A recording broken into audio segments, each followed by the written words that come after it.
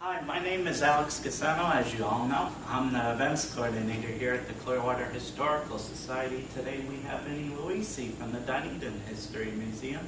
He'll be speaking about vintage baseball, so I hope you enjoy this program. And welcome, Vinny. Thank you, Alex. I haven't used this slide presentation in so long. First of all, I have to make sure. Alex, the buttons left and right, Yes. I'm just going to test it to make sure. Yeah. Okay. Okay. There. Okay. Well, just want to make sure I've got it. First of all, thank you for coming. I appreciate it. As Alex said, I've been a fan of baseball time. If you can't recognize the accent, which I'm sure you all do, it's a little bit of mixture of Massachusetts, but mostly New York City. I grew up in New York in the Bronx, approximately 10 blocks away on 142nd Street and Willis Avenue in the Bronx, which you could actually see Yankee Stadium from my upstairs window.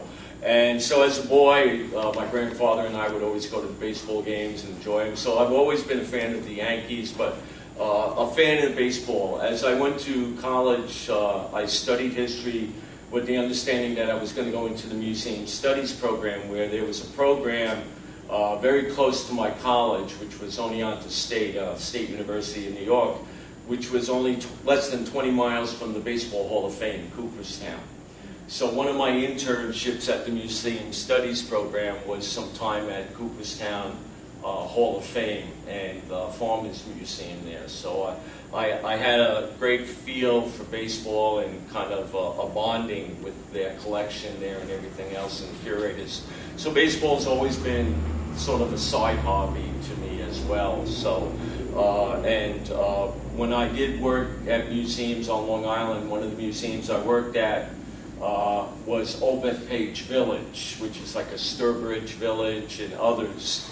And a friend of mine, Gary Monty, and I had been studying baseball, and we noticed throughout the, and you'll see a cover of it, throughout the United States, this new thing was occurring with there's so many reenactors, the Civil War reenactors, Revolutionary War, Plymouth Plantation. And so we said, well, we're going to start reenacting old-time baseball. So we developed 3 teams to rotate at Old Bethpage Village, and we played on once a month on Saturdays at the village. And it caught on. Originally, we started with the 1860s rules, and then we developed, where today, Gary is semi-retired, but he still works with the teams there. There are 22 teams on Long Island now. Wow. Yeah. Once a year they have an annual event where a lot of the teams come in from out of state, and they have a cup competition for the winner of the year. So it has become a big sport, and we're going to talk about it. Matter of fact, it has become such a big sport that companies have grown out of it. Because originally when we had made the uniforms in the 1980s, there was only one place that one of the ladies would be able to develop the uniforms that we wanted, the style of knickers, the shirts, the wool shirts, and believe me, when we first made them, we made them very close. We learned that wool uniforms in the summer are not the best. The hats are still wool, but the rest of the uniform we did to a modified cotton just to stay cool. And Blair can contest that even these get very hot. After 7 or 8 innings of baseball, you're ready to retire on that. But so since the 1980s, there are at least 7 companies now that specialize in different types of things that they make for vintage. It has become an industry. And this company makes baseballs and bats. There's a major company in Connecticut that created for us at Old Bethpage the uniforms, and now not only do they sell to about 22 teams their uniforms, but they're the ones that do in baseball movies. They did the one, Tom Hanks movie is declared A League of Their Own. He did the ladies, she did the ladies' uniforms for A League of Their Own. They did some of the older movies, so they do movie productions now. So it's a major technology business for vintage baseball uniforms and everything on that. So, but I just wanted to show you that, and you can see these, except for one or two things, are even a company now that makes the specialized gloves for the period of time that you use. And you're welcome to come up later and look at them for the and we talked about Reach and Rollins. Reach was another company during the early baseball eras that put out a catalog, and they made their gloves and bats for that. So it's become an incredible business. I want to leave this on for a little bit, and we talked about early baseball. Early baseball, again, as we said, has started way before everybody thought it was the Doubleday. With all due respect to him as a general in the Civil War, that there was baseball being played. It was early known in the community, and you'll see in the Clearwater book, in my book, and Alex and I with Tampa Bay, that baseball started as a community activity. Mostly, you got to remember, they were farmers, they were ranchers, and they worked very hard. But on a Saturday, not a Sunday now, Sunday was church day, so you didn't play on Sundays. But on a Saturday, it was not unusual for the men to go out and enjoy themselves and have a game of town ball, where they would get a bat. If they didn't get a bat, someone would make a bat. Some of them even made balls on their own. They would learn the technology from somewhere and get a piece of cork full of twine and rope, and then put some kind of cotton around it, and then, believe it or not, as it was today, cowhide on the cover and stitched it. Although the stitching in baseballs have changed over the years. Early baseballs were called the peach or the lemon drop, where it was stitched from the top and went down to the bottom on four sides. Today, baseballs, if you know, are stitched much differently on that. And that's actually what changed the game in the 1920s. The balls became harder. They came stitched differently, and the speed of the ball when hit would go much farther. And again, that's when you have your sluggers, Babe Ruth. And again, a lot of that was due to the credit. The game completely changed the dynamics of the amount of hits and home runs in the 1920s when bats and balls changed. Like any sport, the technology improves. And when the technology improves, records are broken, things change.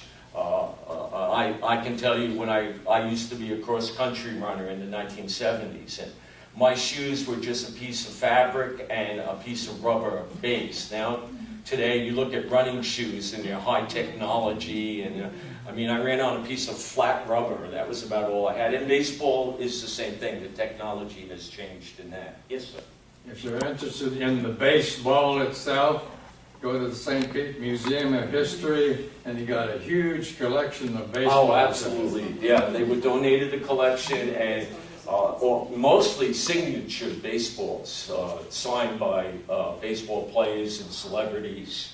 And it shows the different styles in baseball in that collection, too. It's a whole individual room at the St. Pete Museum for that, on that. And so, as baseball progressed, it came. As we all know, we were once part of West Hillsborough County.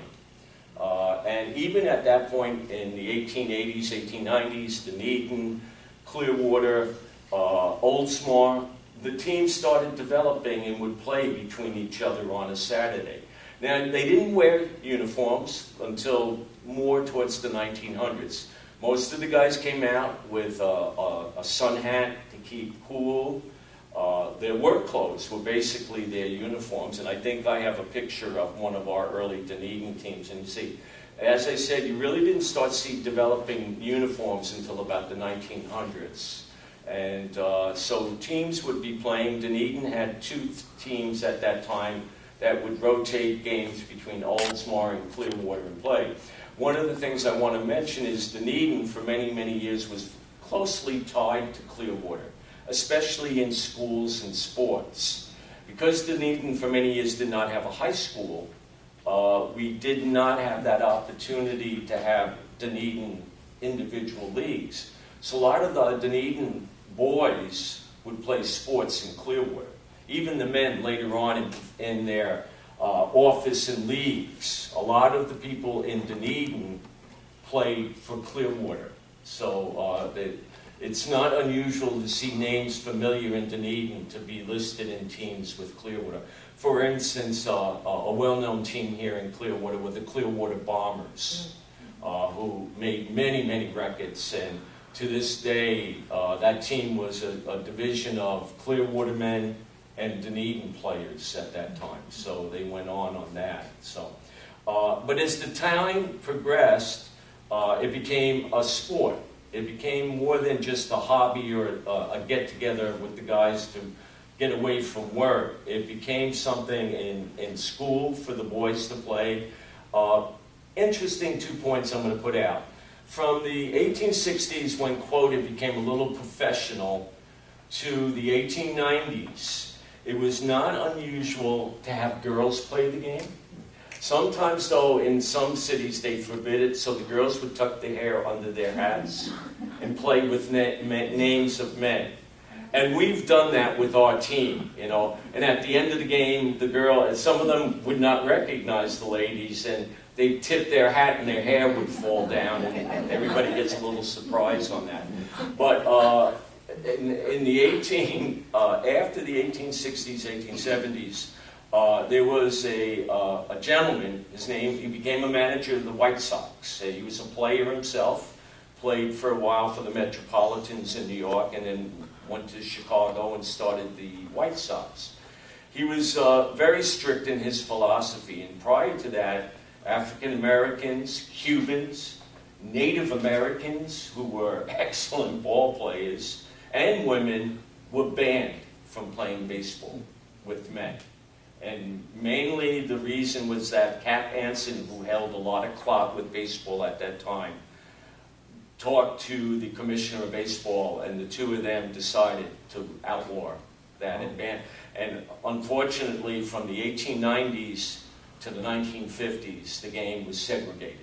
And it wasn't really until Jackie Robinson broke through the barrier that it came about. And Jackie briefly did play here in Clearwater for a while, for a brief time period in between, not in the 20s, but the Brooklyn Dodgers did play in Clearwater. In the Clearwater book, you'll see that the Brooklyn Dodgers played here for a while prior to the long-standing reputation of the Phillies here, but Brooklyn also played here for a time period as well on that. So as the teams developed, so did the uniforms, so did the teams, and so it was not unfamiliar. I'm going to show an image, I think is right here. Oh, okay, well, in between I'm going to show this, there'll be pictures of the Vintage League. We start, and this is the field in Dunedin. And we tried traditionally to play the game as it was played. And to find out who was going to be up first, the managers or the captains of each team, the umpire, who we'll talk about in a second, would throw it back to the two men. You would grab it, and it was called hand over hand. And the one who got to the cap of the bat is the one who could call first or second up. And so, and you could take a full grip, you could take a finger grip, and you had to strategize until you got to the top. And then you were able to decide if you wanted last licks or you wanted up first, so on that. So, and that's us playing the field. That's the Largo team. And the Largo team, which we did research on our Pinellas teams, one of the original teams Largo played with was called the Largo Crackers.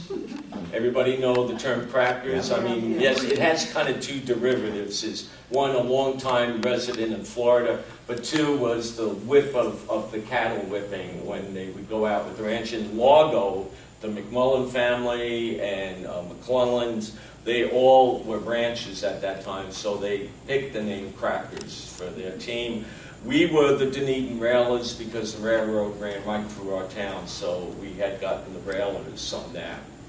And that is the field, which is still there today. The fine arts in the background there, and the swimming pool would be right up in the front there. Going back then, so it's going to go back and forth from vintage to now.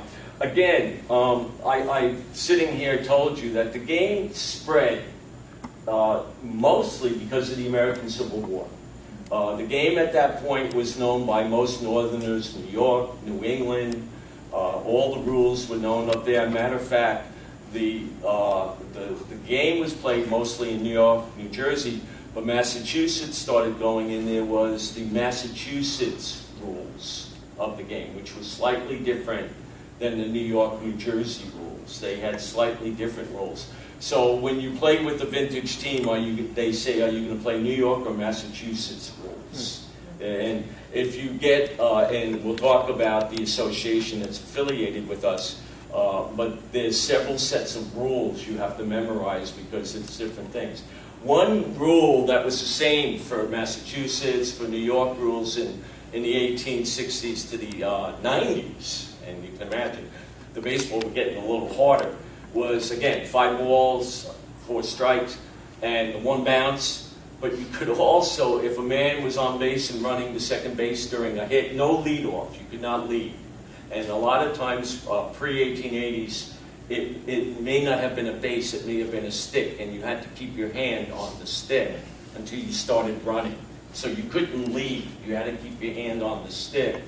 And that was one of the Massachusetts laws. So today, as you see, the guy's getting 10 feet away from the base, and there was no sliding at that time. That was not a gentleman's thing to do. That was cheating.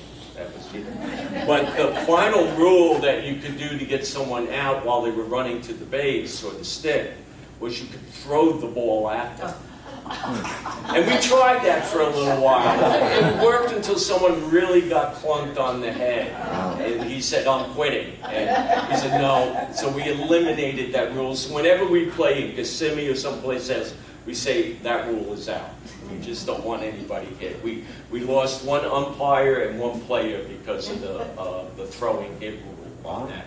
And talk about the umpires, I wanted to say that. This is a northern, during the Civil War, a prisoner of war camp where the Confederate soldiers were held up and the Union soldiers.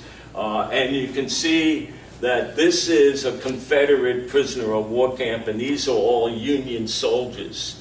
And again, one of the things they do, and I find it interesting, I don't know where he came up with his uniform in the middle of the Civil War, unless he brought it with him, but that is the picture, and at that time, he was known, their terms were even different, it was known as bowler. He was the bowler. You know, and again, many times he's throwing overhead here, and it's a little confusing because most of the time in the 1860s it was underhanded, but it varied on rules. And that was the one thing, because of your location, rules were different, so you would always have to set up the rules. And many times in the beginning, the referee or umpire was behind the pitcher. He was not behind the batter at that time in the catcher.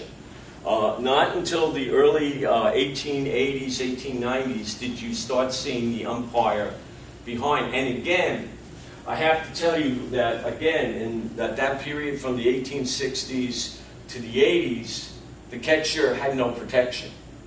So, believe it or not, a student in Harvard who was playing on the Harvard baseball team was the catcher. And I guess he got it in the face a few times and decided this is no good. So he developed something like a bird trap. And this was the beginning of the catcher's mask. This model is roughly late 1890s.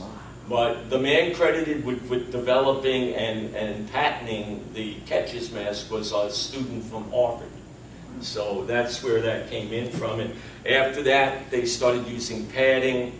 And same thing, the umpires started using the early coverings, which you always saw until the 70s, until it was the big black foam board in front of them. You know, they would just hold on to it, and the umpire would have that. So, but that changed. So Civil War spread the game throughout the East Coast of the United States. Eventually, Alexander Cartwright, who invented some of the rules for the game, moved to Hawaii and spent the rest of it. He was a news reporter and brought the game to actually Hawaii. And in the 1870s and 80s, it became very popular in Hawaii. And he passed away there, but the game went as far as Hawaii. He stopped in Los Angeles, California for a while, spent time there. The game got to be learned there. People brought it to Colorado, into the Midwest. So by the 1880s, baseball is very common. And same in Pinellas County. Everybody's playing it on that point. This one's a little hard to see again. It's a Civil War period. The bats, and a little harder to see with the lighting and everything, bats were much thicker. They were very thick. I mean, they were pretty heavy to hold. And again, the restrictions by the 1900s made regulation sizes. At that point, you could almost have any size bat you wanted and any length. But by the 1900s, again, the rules classified, to this day, bats are specifically set at sizes, weight as well, the weight and the length of the bat. All of that is taken care of. And I'm sure you've heard of controversies, because they went for a while with the aluminum bats, and then it was corking inside, and there was all these things that were going on with bats. But that was also an issue in early baseball.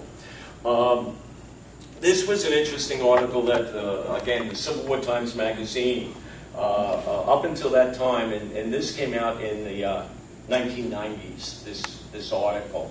And this started a whole breed of Civil War reenactors to start playing baseball in between the battles.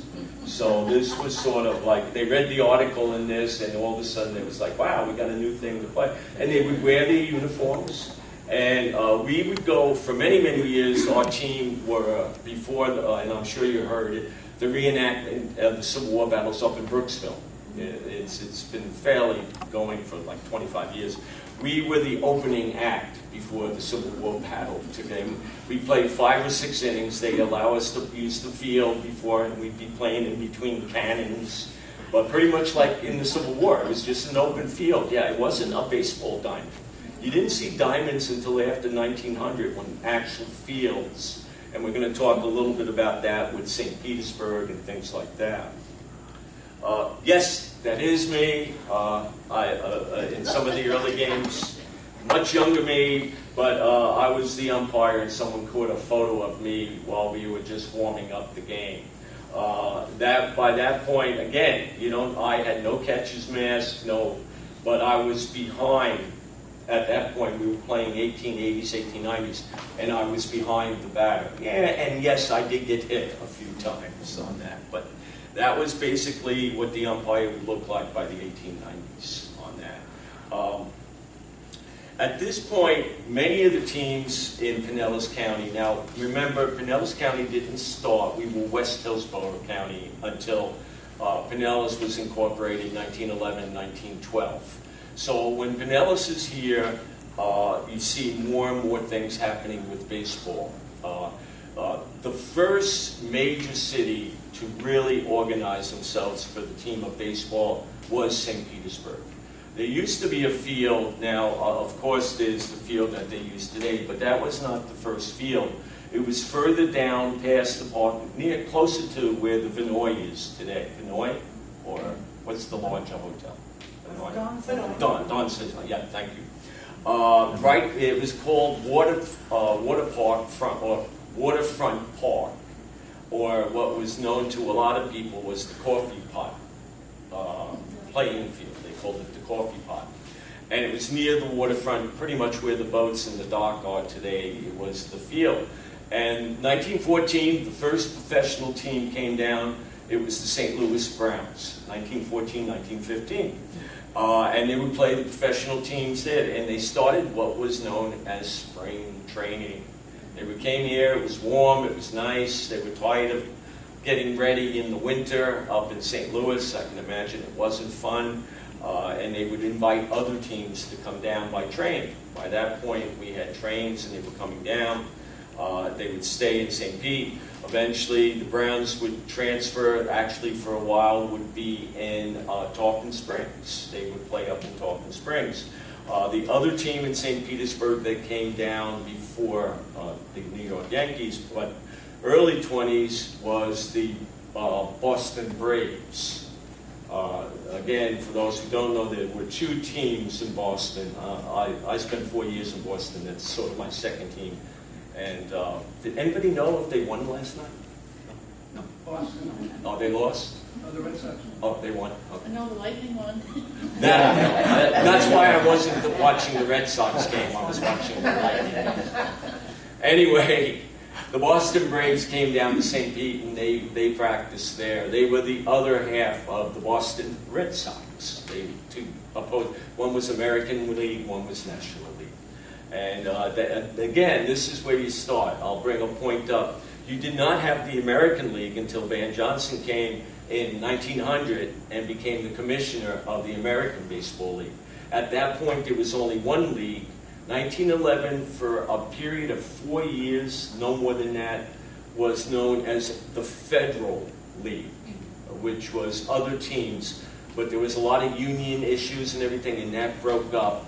And then Van came in 1900 and set up the National and American League, and that's how it's been since. So we had that. But if you look at early, what we call crackerjack cards, or the early 1900 or teen cards, you'll actually see some from the National League, which has been here forever, the American League, and even the Federal League. And those little, what they call tobacco cards that came in cigarette packs and everything. I have about a dozen of them myself, but many of them are very valuable now. Because, especially of the Federal period, they just stopped them, and so they become hard to find. This again is one of our crowds watching the game.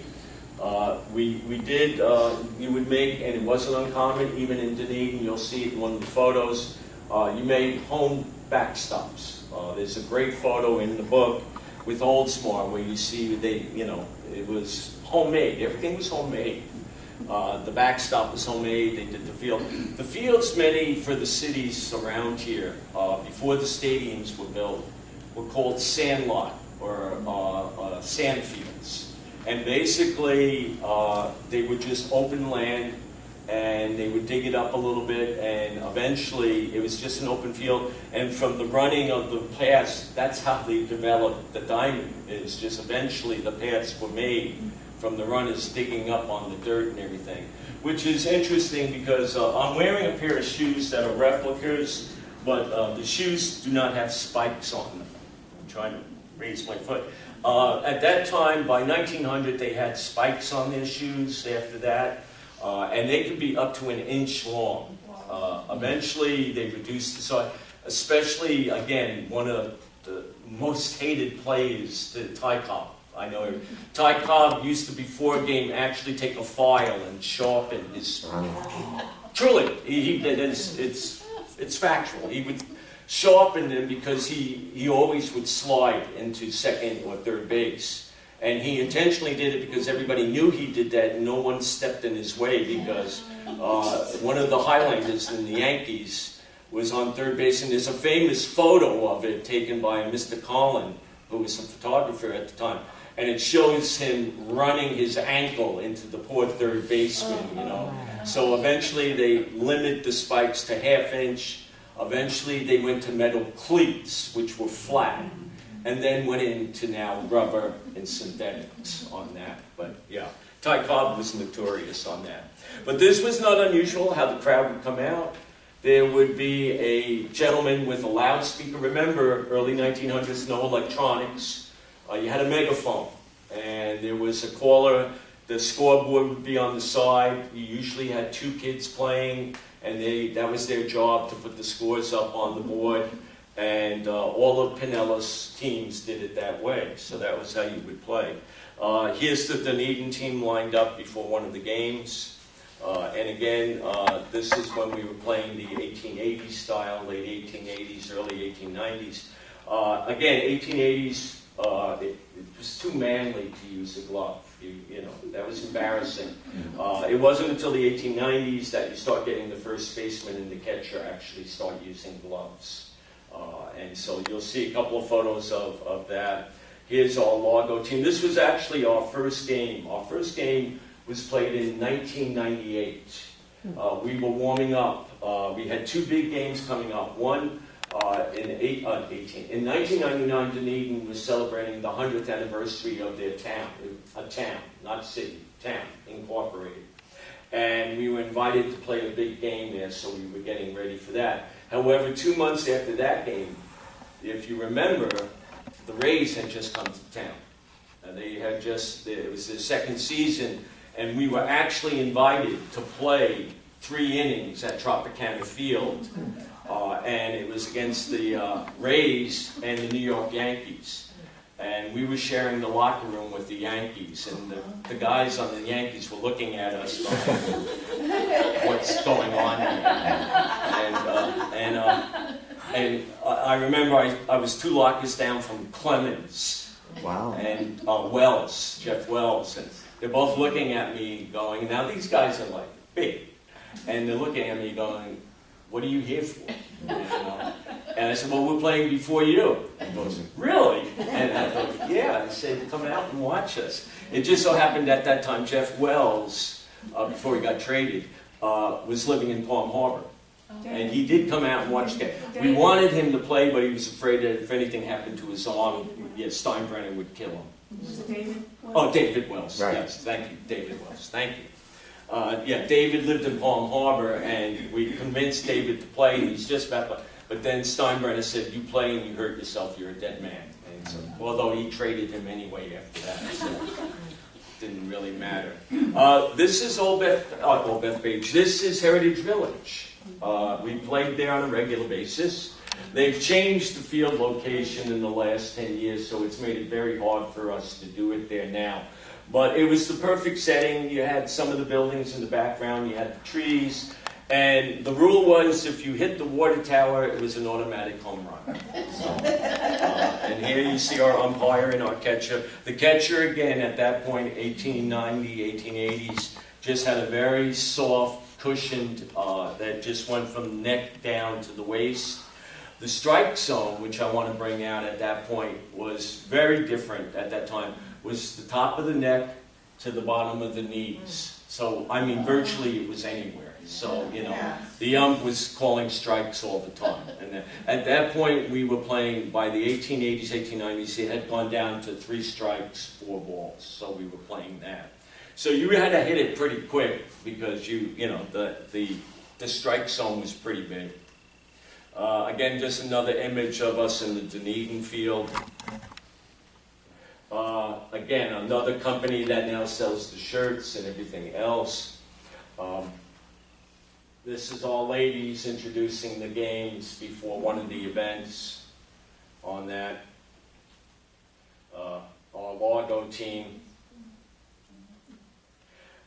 Want to put this on. Remember I said now we have different teams, by 1900s the teams to start investing in uniforms and playing regular games. This is an actual photo from 1902 of the Largo Crackers.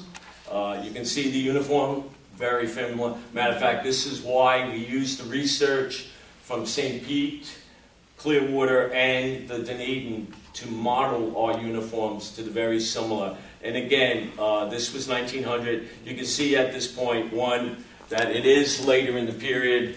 The guys are using gloves. Now it's not a manly thing. It's okay to use gloves. And the ball was getting harder too. So the ball was a little harder to catch. The bats, still not as regulated as they were. You'll see in other photos, and it was not uncommon, that the scorecard was sort of you didn't get a trophy. Your scorecard, and many in Cooperstown early scorecards are very valuable. The scorecard was usually posed in the center of the photo to show the victory and how it was listed and who won and who got their hits. So I actually have from the first season. Don't ask me how I got it. I'm not allowed to say. But I have one of the scorecards from the first Tropicana games. So someday we'll auction that in one of the auctions on that. I'll give that up as an auction item on that. But I have one of the first games in the scorecard for that. Do you have names of any of the Largo players? What was that? Do you have names of any of the Largo players? Yes, we do. We actually do. McMullen was prominent. One of the other families was the McClung, and then there were 2 other names that I can remember that. But yeah, we do have a listing in them. And believe it or not, again, Dunedin was the first place to get the newspaper. West Hillsborough Times actually began in Dunedin, moved to Clearwater, and eventually went to St. Petersburg, which became the St. Petersburg Times. And it wasn't unusual that the St. Petersburg Times would carry the games and list the scores, list the plays, just as regular paper. And we did our research by looking at the newspaper. People forget how valuable newspapers are for research. You know, you think you read it for the day and you throw it away. Most museums now archive newspaper as a major resource for a lot of things. I mean, we have it on our website, and then in the museum you can go to the Dunedin Times from 1924 to 1966, and we're constantly using it for anything that comes up. Homes, people come in about their homes, about families, particularly sports. They come in for baseball to see if their father scored the winning home run or things like that, you know. Or in their high school, you know, Dunedin's 1964 team won the first championship, so all the players from the 64 team always come in to photocopy the winning results of their championship game. So we had that, but this was not, and most of the teams, they modify some. As a matter of fact, when the Firehouse of Dunedin begins their team, we're going to start rolling again. They're using the Firehouse red. If you know any Firehouse history, their standard uniform had a red shirt, they had their helmet, and a bib on the shirt. It almost looked like a double-button bib that would open up, and it would have the letter of their fire department on, a number or a letter. And they ended up, the fire departments, when they played baseball, and some of the teams used and modified that shirt to play baseball. So it's not unusual that you'll see some of the reproduction teams using that form of shirt, the fireman shirt. And our fire department decided to base their uniform on red shirts and either black or blue pants for their logo, for their team, for Dunedin. So they'll have the bib and they'll have a D on it for Dunedin, or it's Firehouse 60. They're not sure yet if they're going to put a 6 or a 6-0, but they're going to do it that way. Again, Civil War, they're making sport of it, but again, baseball was prominent enough they used it in caricatures, but here's Abraham Lincoln holding a bat and ball, and Stephen Douglas. So, I mean, baseball, again, people not thinking that it was truly, it was integrated in the American way. Again, we go back, and I'm sure many of you have seen the Ken Burns special on baseball. It was one after the Civil War one, but by 1860s, baseball is the American sport. It is already starting to grow as the national pastime on that. This is just one of the other teams in the Douglas Dutch baseball in Michigan. This is as I said, it's not just here in Pinellas we play it. It is all over the United States. Right now, I understand there's about 275 teams throughout the United States, and you'll see there is an actual major organization that runs us. It's called the Vintage Baseball Association. The VBBA.org is their website. It shows all the rules. It has the teams that are members. It goes over the instructions of how to do things, how to set up, a listing of manufacturers, how to buy your stuff, where to get your stuff, things like that. Another team, the Great Black Swamp Frogs. And a lot of these are museum-oriented. They do it with, like, Sturbridge Village has their team. Most of these living history farms and town museums have developed teams. One, it's a great fundraiser. You can make it into a fundraiser. 2, it does bring in revenue for the museum. And 3, it is a great outside event programming that, you know, creates people to come and see your facility, especially if your field is right on the property of where you are. So it's a great thing on that. This was, I don't know if I'm in this one, maybe. This is Old Bethpage Village in 1980s. So this was the Civil War uniform. You could see the umpire, very mod in his top hat and all. It was like post-Civil War, so the uniforms were definitely, some of them still had the Civil War caps, but it was the double brief line, and that's what it was, mostly like a work shirt and their work pants. But that's us playing the game. There we were playing 1860s style on that. We got a great news article in the St. Pete Times about it. This is this was during the Dunedin Centennial in 1999 when we played our game, and the St. Pete Times came, and the batter, and now again different rules that we go. As I mentioned, the pitcher was the bowler, the hitter was called the batsman or swinger,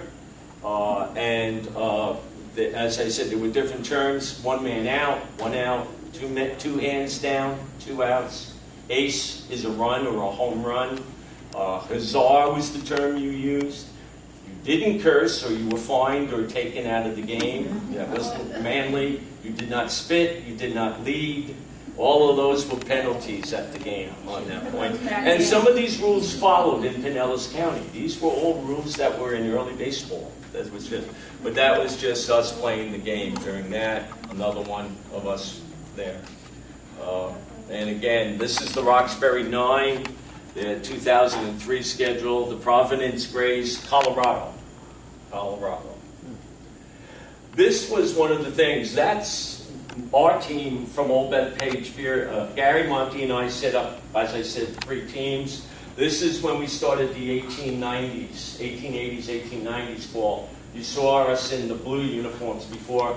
Then we started researching. We started doing later period, more modern period, overhand throwing. This was the Westbury 9. Gary and I were on that team. Again, 1984. But it became so popular, the Smithsonian Magazine came down and photographed it, and it was a major article in the Smithsonian Magazine. So it was not just a local thing, it was now a hot item, and people were getting interested. But again, in Pinellas at the same time with this, as I said, Dunedin had teams. One team I want to mention in Pinellas that we have not talked about, and it's not. During the 1940s, again, during the war in Pinellas, a lot of the men went out. There were girls' teams, and the women were playing at that time. Everybody, again, the movie I quote, A League of Their Own. That was the Midwest. That was Illinois, Milwaukee, Chicago. But Pinellas was playing women's teams here. They were playing either hardball or softball. One of the famous teams that was a Dunedin Clearwater team at the time, and 2 of the girls from Dunedin were on the team. It was called the Chrisman twins, identical twins, and they played on the team. Very pretty ladies. I got to meet them. They both have since passed away, but they were lovely ladies and had really a good sense of humor. And they had the short shorts on and the skirts, and their team here in Clearwater, and again, if you look in the local newspapers, was Peggy's Girls. Peggy's Girls. It was at some time here in Clearwater, there was a man that had a newsstand on Cleveland Street, and he was their sponsor. And so he called the team Peggy's Girls after his daughter who was playing. So he was the sponsor of Peggy's Girls. They were very good. They played at the stadium along with the Bombers in between, but during the war, they took over and were, just like in a league of their own. They filled the stadium. People came to see them. They were playing prior to war. When in 1938, they went to the Chicago World Series for women in softball. Came in third. But they were very popular at the time. There's a classic photo I have in my book of the Chrisman twins dressed in their uniforms with the big P on their vest. It almost looked a little bit like a sailor's outfit. They had the flap and the gold buttons and the short skirt. But truly, we had our own league of their own. Matter of fact, the other team I wanted to mention in Pinellas was the Cubs and Kids. Everybody familiar with them? They played and still play many, many years. Retirees, they get out there, they can be anywhere from their 70s to their 90s and play ball. And for many, many years, the men would play in their white uniforms out in the field. And unfortunately, for many years, women were not allowed to play. But eventually, about 10 years ago, they integrated and they allowed women to play. And two of the ladies on the team were former from the Peaches team, from the Mutual Weather, and they were on the team. And of all sorts, this is so weird that I interviewed one of them, and they were I did the same program at Heritage Village. She came up to me, and ends up, originally she was from Long Island, where I eventually moved out to, and her granddaughter was a friend of mine from high school. I knew her granddaughter, and I had no idea that at that time her name was Karen. And Karen's grandma was one of the Peaches. So, she just passed away too. She was one of the ladies on the 40s teams. So, when we did our first games, our first season was 1998, and one of the games we played, again, a lot was going on in that year, was the 100th anniversary of the Spanish-American War. And Henry Plant had a baseball team of his own, and he had players. And during that time, his team, the Plant Hotel employees, had a team. And he challenged Teddy Roosevelt's Rough Riders in a game of ball outside the Henry Plant Museum. So, to recreate that game by the Plant, I had a reenactor, Teddy Roosevelt. It's a little odd, but he looks like Teddy Roosevelt. That was his bodyguard, so no one would bother him. But Teddy came to our game to throw out the first ball. So that was Teddy there throwing out the first ball.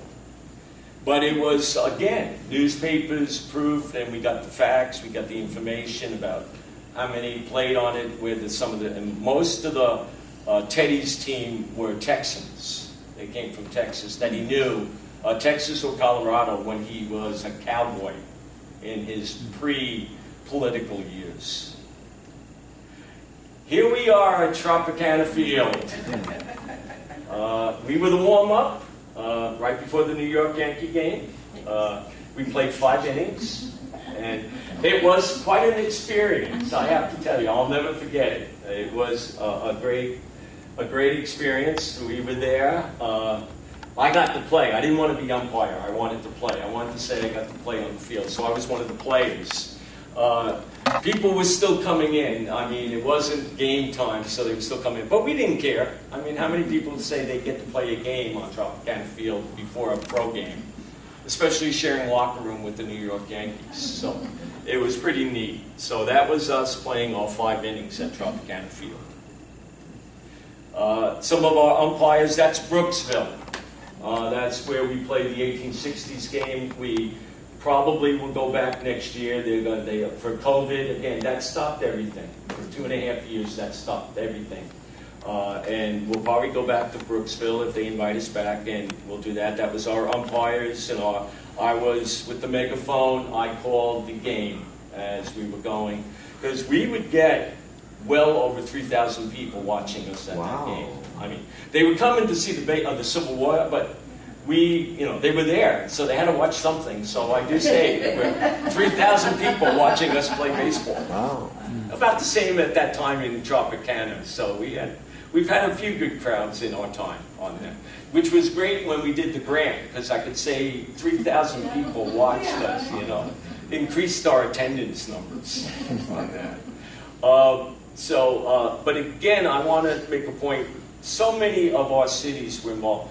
Once Clearwater came in, as I said, originally they had the Brooklyn Dodgers, which lasted about 4 or 5 years. And ever since now, the Phillies integrated into Clearwater's baseball history. St. Petersburg went through a plethora of teams. The Browns, the Braves, briefly the Dodgers. For about 15 years, the New York Yankees at Crescent Park, especially at that time with Lou Gehrig and Babe Ruth.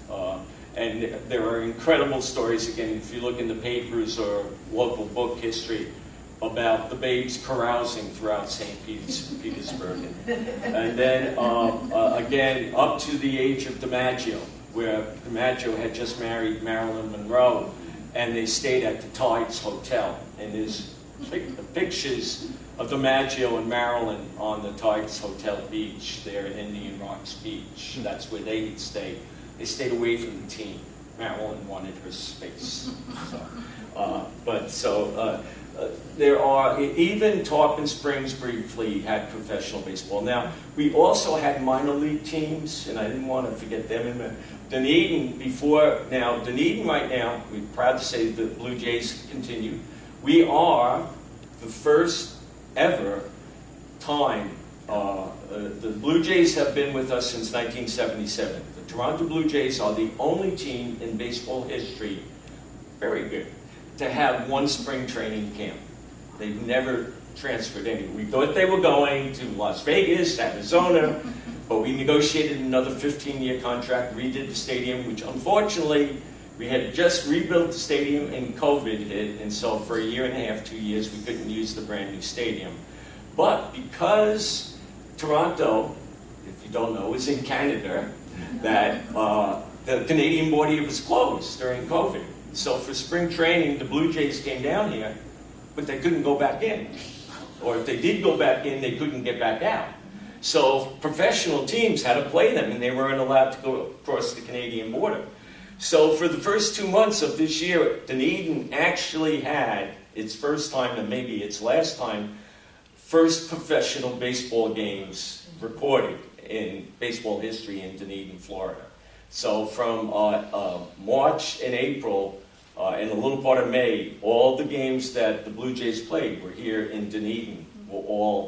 And as you may or may not know, if you tried to go to Clearwater or Dunedin, again, most of these stadiums hold about 8,000. They only limited it to roughly anywhere from 1,800 to 2,000 tickets to spread it out. And tickets went, they went from like $25 to minimum was $75 a ticket. In Dunedin, the box seats were going for like almost $500. So, I mean, to get into a pro game in Dunedin was not cheap. And the same thing anywhere else. But luckily I got to see the Red Sox play the Blue Jays. One of our commissioners couldn't make it, and he invited me to go in his place. So I got to sit in the box seat and enjoy it. Again, just some of the guys lining up. And you can see by that point, even our masks are styled after the 1890s, 1880s. And again, we're not talking heavy padding and everything. So it still hurts when you get hit there. And again, we had one referee or umpire. He was the second base referee umpire. He got belted in the eye with the line drive with these balls, but he got his shiner, and it was actually Jerry Folman. Talk about Clearwater, Folman Photography, the grandson. Jerry was, he got slugged in the eye, and he said, "I'm done." So we lost the Folman's grandson on that. Poor Jerry, I felt so bad, but yeah. So a little bit of Clearwater facts that our umpire, Jerry Folman, the grandson, got whacked in the eye. Here we are at Brooksville lined up. And you can see the cannons and the soldiers getting ready in the background. They were pushing us off the field, but we took a shot before that. Again, all over the United States now. I show you this because this is the organization, our union, as it may be. Our bonding is the VBBA, VintageBaseballLeague.org. This was an earlier front page of their website. And again, you can go on it and see, it's kind of neat to look through, but it goes over the early baseball rules, 1860s, the New England rules, the New York rules, the 1900 rules. It goes over the size of what your bats can be and everything. It's interesting just to look at for early baseball history. Vintage baseball on the west coast of Florida. We got quite a few advertisements every now and then.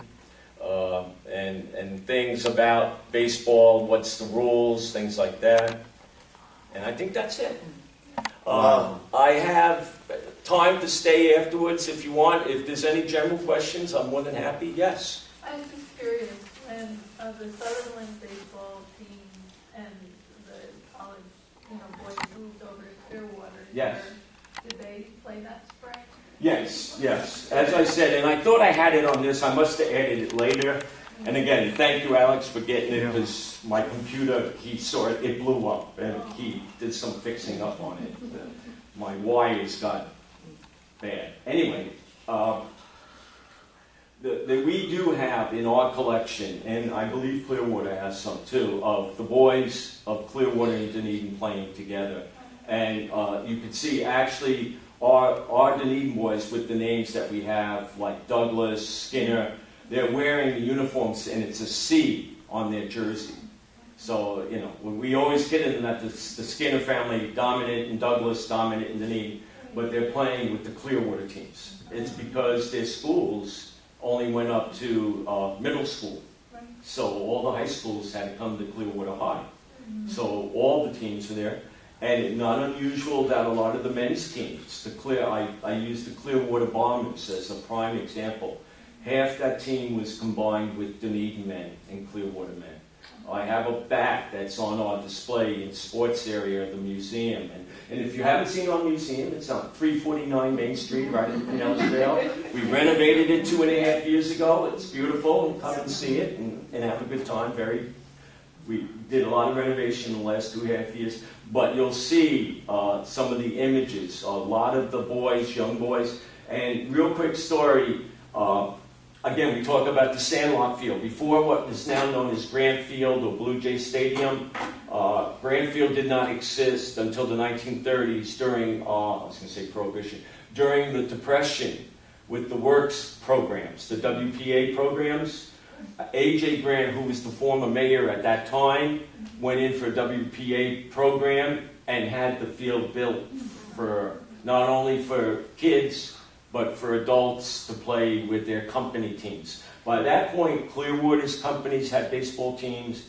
Dunedin had one of the prime examples that had a major team was the Upton Laundry in Dunedin. Clearwater Automotive had another one. There were all these. And again, the big team that has many records to this day is the Clearwater Bomb. Although they play fast, they do play softball. But their records still hold up to today. I think the most wins of one individual team to this day. Did they originally play regular baseball and then switch to the No, there were two separate leagues. Well, no, some of the men from the Clearwater Bombers did play like college baseball, but Exactly. didn't make it into the major leagues. Right. Or So like for whatever came reason, in. so they came and started playing fast pitch baseball. Yeah, fast pitch. My daughter's teacher- Just like the girls. My daughter's teacher played for Bobby Quinn, and we oh. always had to go and watch. when she was Yeah, in no, the- I mean, you talk about fast pitch baseball, the Clearwater Bombers always come up. They in the Hall of Fame they're They had the listed. most players in the Hall of Fame. Exactly. They won 10 World Series. Yeah, they are the best, still the best listed on there. It was great entertainment when I was a kid because there was nothing else to do. Yeah, no, baseball again was the American pastime for the games, so everybody enjoyed it. Yes, Alex? Did you ever play a baseball game on the University of Tampa field? Because I know Babe Ruth hit his longest Yes, home run we there. did. Actually, that Oh, one wow. with Teddy Roosevelt was at Tampa. Oh, wow. If you go, again, when the Yankees would come down for visits, they were playing a game in the 1920s at the Henry Plant Hotel area in the back area, which was open. At that time, that's actually where the state fair was held, the fairgrounds. And the other team that played there after the Yankees was the Washington Senators. The Senators played on the Henry Plant. But it is on record, and I've talked to several men, especially a big, he's passed away, but baseball collector was Barry Halper. Billy Sunday was a big preacher at one time, but he was on the Chicago White Sox. He was the pitcher on that day. He pitched to Babe Ruth, and Ruth hit it virtually out of the park. It went across the railroad tracks.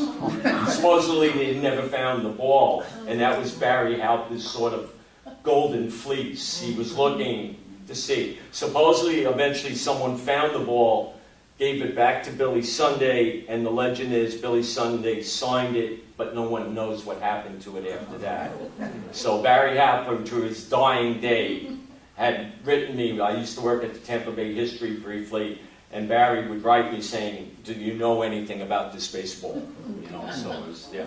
But yes, Alex, they did play there. But a big, again, in the Tampa Bay book, matter of fact, the front cover is the Washington Senators that played on the plant field on that.